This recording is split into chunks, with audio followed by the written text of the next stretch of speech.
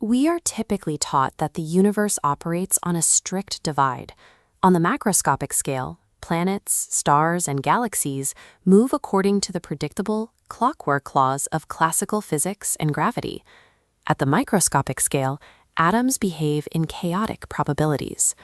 The problem with that division is that if you try to use those classical macroscopic rules to explain the most massive objects in the night sky, the math completely breaks down. The massive cosmic structures we observe are actually direct projections of the bizarre, counterintuitive laws governing the subatomic realm. Curious, engaging. To comprehend how galaxies form or why stars shine, we have to start by zooming all the way in to the fundamental behaviors of subatomic particles. Making sense of the vastness of the universe requires looking deep into the microscopic world. The first of these behaviors is that energy does not flow in a smooth, continuous stream. The physicist Max Planck proved that energy is quantized, meaning it exists in discrete packets. You cannot have half a quantum of energy, much like you cannot buy half a shoe size. Subatomic matter also exhibits wave-particle duality, acting as both a solid object and a rippling wave. These particles exist in a state of superposition, occupying multiple states or locations at once until they are directly observed. Take our sun.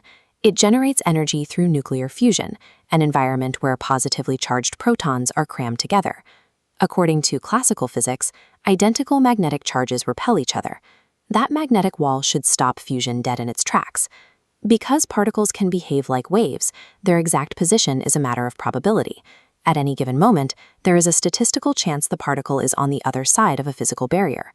When a proton's wave reaches that magnetic wall, it burrows through. This quantum tunneling is why fusion occurs. These same quantized energy levels allow astronomers to figure out what stars are made of.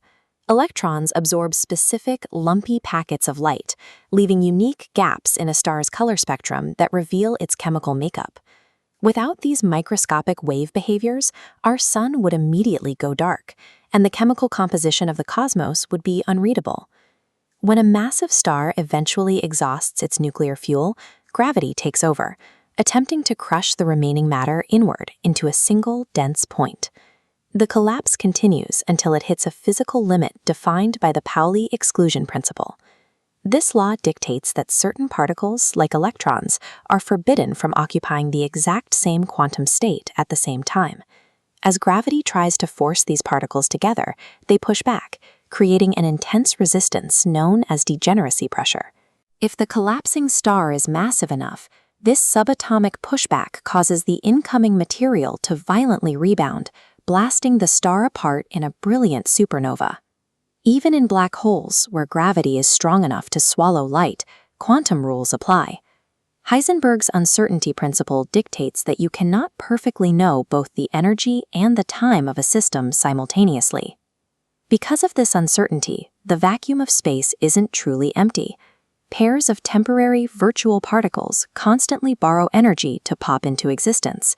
Stephen Hawking realized that if this happens at the edge of a black hole, one particle can escape as Hawking radiation, while the other is swallowed, causing the black hole to slowly evaporate. The most extreme, inescapable gravitational fields in the universe ultimately bow to subatomic limitations. We can trace this relationship back 13.8 billion years, to the first fraction of a second of the Big Bang. At that exact moment in time, the entirety of the cosmos was condensed into a space smaller than a single atom. Because it was so incredibly small, the infant universe was dominated by chaotic quantum fluctuations, constantly vibrating with uneven distributions of energy. Almost immediately, the universe underwent a rapid expansion called inflation. It ballooned from a subatomic speck to the size of a grapefruit in an instant, freezing those temporary microscopic ripples into permanent reality before they had a chance to fade. This heat map of the early universe shows how those inflated anomalies created uneven pockets of matter. Over billions of years, gravity pulled more material into these dense red and yellow zones, forming the clusters of galaxies we observe now. The largest galaxy clusters in the observable universe are blown-up, frozen photographs of microscopic quantum static. Quantum mechanics serves as the structural blueprint of the macroscopic universe, dictating the behavior of stars, galaxies, and black holes from the bottom up. We are still uncovering the implications of these rules. Particles can become entangled, instantly mirroring each other's changes, even when separated by the width of the universe, a phenomenon Albert Einstein famously dubbed spooky action at a distance. The fact that observation forces these particles to collapse from many states into just one has led to the many worlds theory.